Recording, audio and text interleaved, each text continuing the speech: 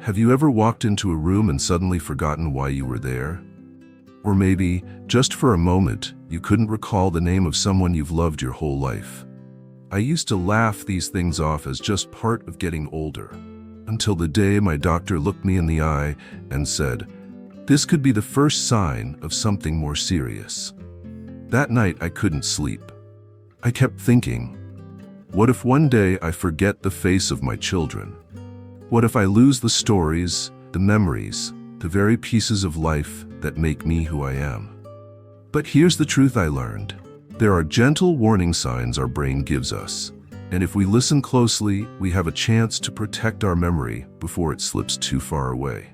Today, I want to share with you the early signs of memory loss that no one over 65 should ever ignore. Because knowing them could change everything. I remember sitting in my kitchen one morning, holding a warm cup of tea and realizing I had boiled the water twice because I forgot I'd already done it. It seemed small, almost funny. But then it started happening more often, misplacing keys, forgetting conversations I'd had just yesterday. These little slips may feel harmless, but experts say they are the brain's first whispers, subtle signs we should not ignore. The truth is, our brain doesn't suddenly switch off. It gives us warnings, gentle nudges that something deeper may be happening. And yet, most of us brush them aside. We tell ourselves, "It's just age, it's nothing." I told myself that too, until I learned that these early signs, if recognized, can give us a real chance to slow down memory decline. Doctors often explain that mild memory lapses are not always dementia, but they can be the stepping stones toward it. The earlier we notice, the earlier we can protect our brain through food, exercise, and simple daily habits that make a profound difference. So, what are the signs? They don't appear like a loud knock on the door. They creep in gently, almost unnoticed, until one day you realize your memory is no longer the same, and that's where our journey begins. The first sign that often goes unnoticed is forgetting recent events. Not the faraway memories of childhood or the names of old classmates, but the things that happened just yesterday, or even just this morning. I'll never forget the day my daughter called me, telling me about her new recipe for apple pie. We laughed, we talked, and I promised I'd try it. The next day, she asked me how it turned out, and I had no memory of that conversation. Her voice grew quiet on the phone. That silence, it pierced my heart. Doctors say this kind of memory slip is different from the normal forgetfulness we all experience. Everyone forgets where they put their glasses now and then, but when the brain begins to consistently lose track of recent conversations, meals, or appointments, it can be a signal that something deeper is happening. Why does this matter so much? Because our recent memories are the first to fade when our brain begins to struggle. The present moment starts to slip away, even while the past remains crystal clear. That's why an older man may recall his childhood dog's name but forget what he ate for lunch today. If you've noticed this happening in yourself or in someone you love, it's not something to brush aside. It doesn't mean all is lost, but it does mean the brain is asking for care, for protection, for attention. And listening early can change the course of what comes next. The second sign often shows itself in moments of quiet confusion, when time and place no longer feel steady. I remember a dear friend, Margaret, who one winter evening dressed herself as if it were spring. She walked out without her coat, not realizing the snow was falling outside. Later, she told me she thought it was still morning, though the sun had long disappeared. At first, it seemed like a simple mistake. We all lose track of time now and then. But when it happens again and again, forgetting what day it is, or not recognizing familiar streets, it may be more than ordinary forgetfulness. Doctors explain that as the brain struggles, it sometimes misplaces the calendar in our mind. Hours blur together, seasons feel out of step, and the places we've known for years begin to look unfamiliar. For the person experiencing it, this can be deeply unsettling. For the family, it can be heartbreaking. To watch someone you love lose their anchor in time and space is to see them drift, even as they sit right beside you. But here's the gentle truth. When noticed early, these signs do not have to mean the end of independence. With the right habits, care, and awareness, many older adults can continue living with dignity, memory, and joy for years to come. The key is to listen closely, to notice these small confusions before they grow into something larger.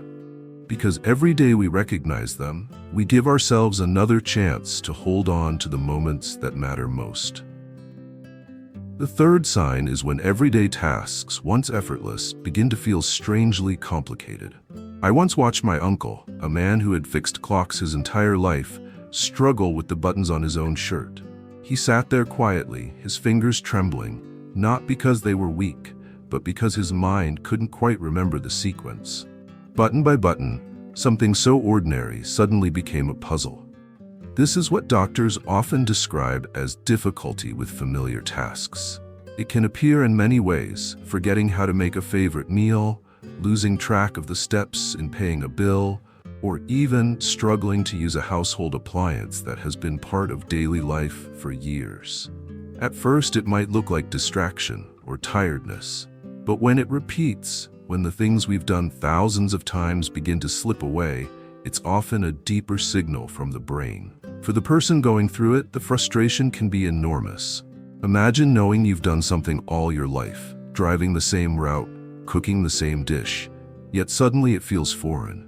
It shakes confidence, and with it, dignity. And for loved ones watching, it is a quiet pain.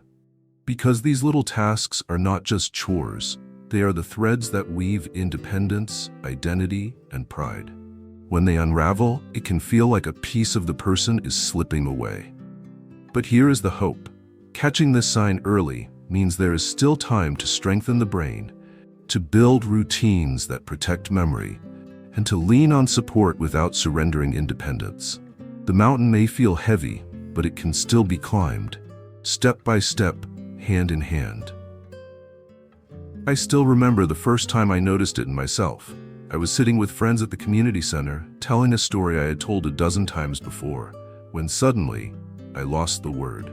It was right there, on the tip of my tongue, yet it vanished, leaving me fumbling, embarrassed, and strangely frightened. At first, everyone laughed and brushed it off. "Oh, it happens to all of us," someone said kindly. And yes, forgetting a word here or there is part of normal aging. But when it begins to happen often, when conversations become a maze because words slip away too easily, that can be one of the quiet, early signs of memory decline. Doctors often call this language difficulty or word-finding trouble. It's not about forgetting complicated terms or rarely used vocabulary. It's about losing hold of simple, everyday words, the ones that give shape to our thoughts. A grandmother may point to the refrigerator and say, "That cold thing where we keep the milk," because the word fridge refuses to surface. A grandfather might start a sentence, pause too long, and then change direction entirely, leaving his thought unfinished. And here's the heartbreaking truth. When language falters, connection begins to fray. Words are how we share love, memory, and laughter. Without them, even simple conversations can feel isolating. I've seen people retreat into silence, not because they have nothing to say, but because speaking feels too heavy, too uncertain. But this is where awareness becomes power. Because language struggles, noticed early, don't have to steal away communication forever. Therapists and doctors often recommend simple practices: reading aloud, singing familiar songs, or gently practicing word games. These activities light up the brain in ways that strengthen its pathways, keeping language alive. I once visited a memory care group where older adults sang folk songs together. Some who rarely spoke found their voices again in the music, every lyric flowing as if no memory had been lost. It was a reminder to me that even when words fade, the heart remembers. And with the right guidance, we can keep those connections strong. So if you find yourself, or someone you love, stumbling over words more often, don't dismiss it. Don't cover it up with a smile. Instead, see it as the brain whispering, "I need your care. I need your attention." Because listening to that whisper early can make all the difference in holding on to the voices that matter most. One of the earliest warnings I've seen is when objects seem to vanish. almost as if the house itself is playing tricks. I remember visiting my neighbor Harold, a kind man who loved his garden. One afternoon, he stormed into the yard, clearly upset. His glasses had disappeared.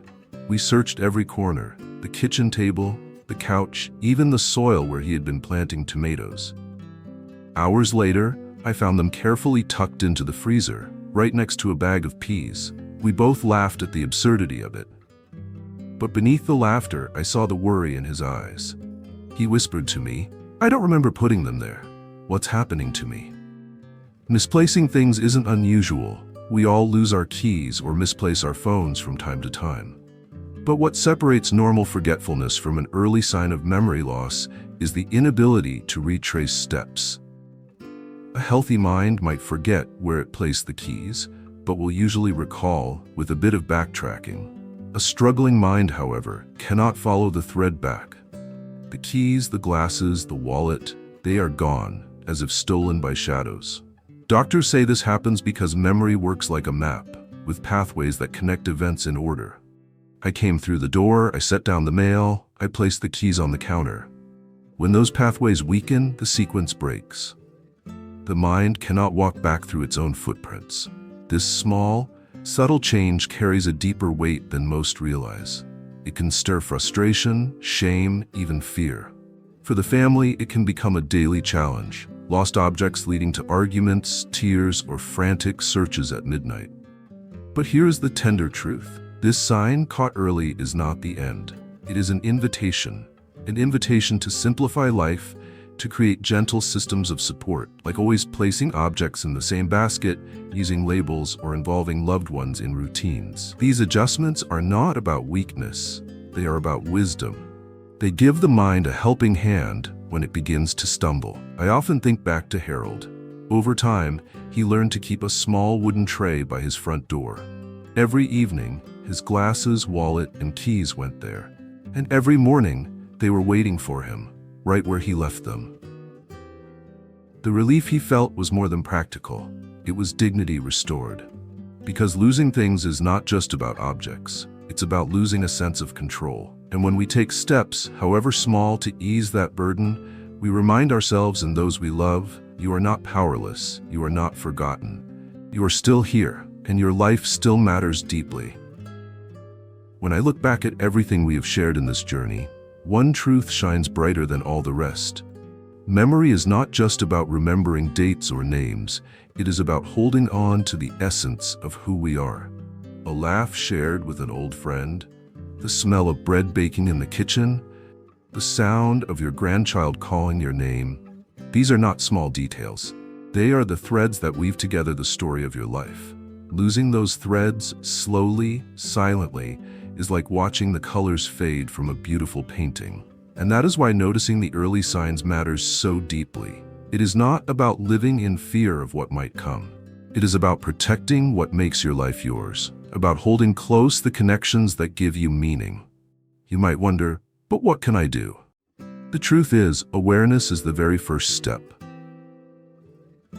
If you have noticed changes, in yourself or in someone you love, do not brush them aside as simple aging.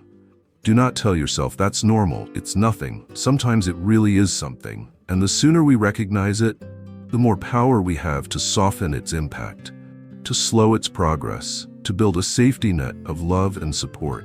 I remember a neighbor of mine, Mr. Reynolds. He was a proud man, strong and independent. When he began forgetting small things, he laughed it off. But his wife noticed how he sometimes forgot to lock the door, or how he repeated the same story 3 times in one evening. Instead of waiting, she gently encouraged him to talk with his doctor. That one step gave them time to adjust, to learn, to find strategies that helped him hold on longer, to prepare as a family. It wasn't easy, but it was far better than pretending nothing was happening. You see, denial steals time, but awareness gives time back. Time to share more stories, to write down recipes, to record memories, to hug your grandchildren and let them know how much they mean to you. Time to create new routines that make daily life easier. Time to prepare your loved ones so they will not feel lost in confusion when challenges grow bigger. And there is something else. Talking about memory loss does not have to be a heavy, hopeless conversation. It can be gentle, it can be loving, it can even be empowering. When families come together to acknowledge what is happening, they often discover a deeper closeness. They learn to laugh more, to appreciate the present, to forgive quickly. Memory may slip, but love has a way of staying. So my dear friend, if anything in today's sharing feels familiar to you, take it as a whisper, not a warning. A whisper reminding you to pay attention, to care for yourself, to care for those you love. The earlier you listen, the brighter your days ahead can still be. And if your memory is still strong and clear, then let this message serve as a reminder to treasure it, to nourish it with healthy food, with exercise, with sleep, with curiosity, and with joy. To never take it for granted, because it is the quiet treasure chest where your life's most precious jewels are kept. This is not just about living longer, it is about living well, living present, living connected. Because in the end, the greatest gift you can give to yourself and to your loved ones is not just the years you live, but the memories you share along the way. Part 9. Closing reflections and gentle call to action. As we come to the end of this journey together, I want to pause with you for just a moment. Take a deep breath. Feel your chest rise and fall. Listen to the quiet space within you. Because in that stillness lies something sacred. The awareness that life, with all its joys and sorrows, is fleeting, fragile, and yet profoundly beautiful. We have spoken about memory loss tonight, not as a shadow meant to frighten you, but as a companion we must acknowledge. Pretending it isn't there does not protect us, but facing it gently, bravely, and wisely, that can change everything. That can open doors to early help, to family conversations, to new habits that nourish your brain and your spirit. I believe with all my heart that none of us are defined by the lapses we may experience. We are defined by the love we give, by the compassion we share, by the small kindnesses that ripple outward and remain long after words are forgotten. Even when memory falters, love remains steady. Even when names slip, the soul still recognizes the warmth of a touch, the music of a familiar laugh, the comfort of a shared prayer. So I ask you, as a friend on this path, do not let fear silence you. If you have noticed signs of memory loss in yourself, speak to your doctor. If you have noticed them in someone you love, reach out with tenderness, not judgment. Offer your hand, your patience, your presence. These small acts can become lifelines. And if you feel grateful for your strong memory today, treasure it by living fully. Fill your days with curiosity, with new learning, with laughter, with healthy choices. The brain, like the heart, thrives when it is nourished by joy and movement.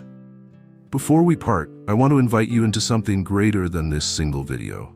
Golden Pathways is not just a channel. It is a circle, a community of souls walking together through the later seasons of life. Each of us carries stories, struggles, and wisdom that can light the way for others. So if these words touched your heart, I gently ask, share your own story in the comments. Your voice may be the very comfort someone else has been searching for. And if you wish to continue this journey with me, to learn, to reflect, to grow stronger in body and spirit, please subscribe to Golden Pathways. Together, we can create a place where aging is not feared, but honored. Where memory is not just about what we keep, but about how we live today, with meaning and love. From my heart to yours, thank you for spending this time with me. May you walk gently into the days ahead, may your memories stay vivid and sweet, and may you never forget that even as the years pass, your life remains a gift. To you and to everyone who loves you.